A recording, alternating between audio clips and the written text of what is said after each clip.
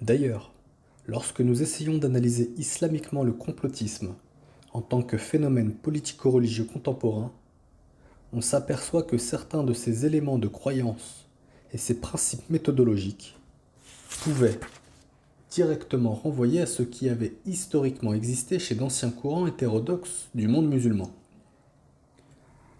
Le complotisme est mu'tazilite, quand il semble faire de la raison humaine l'origine, la cause et le moyen absolu de réaliser, comprendre, dévoiler le complot.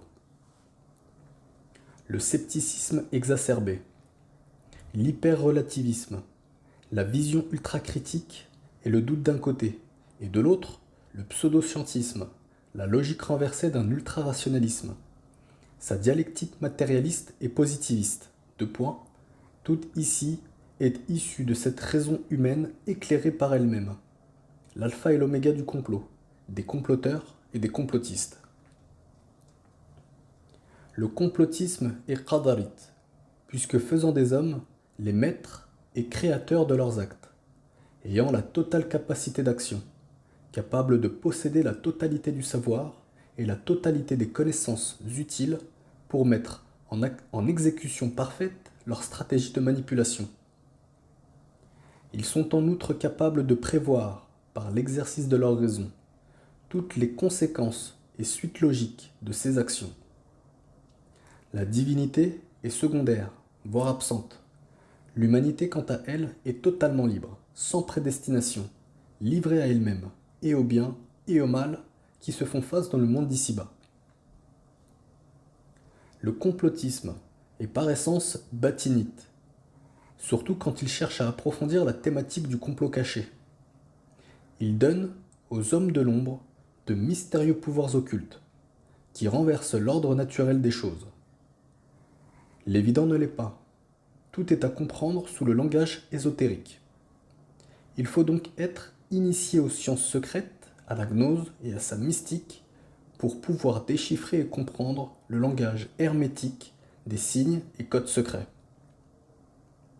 On cherche à révéler le profond, l'enfoui, le vrai.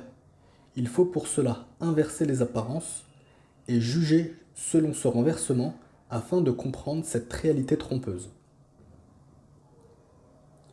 D'un autre côté, le complotisme se fait djabrite, quand il s'adresse et se professe dans les cercles musulmans plus traditionnalistes.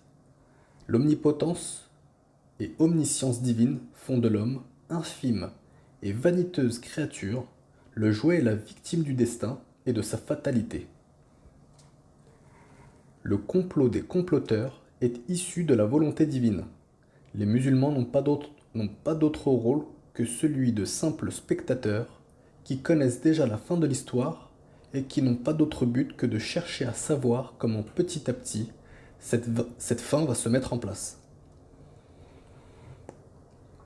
Finalement, que le chiisme imamite soit fondamentalement batinite, qadarite ou mu'tazilite n'est donc plus de l'ordre du hasard. Qu'il ait historiquement adopté une logique précomplotiste non plus, et qu'il soit actuellement l'un des vecteurs du conspirationnisme et politiquement un de ses bénéficiaires, reste encore tout à fait logique.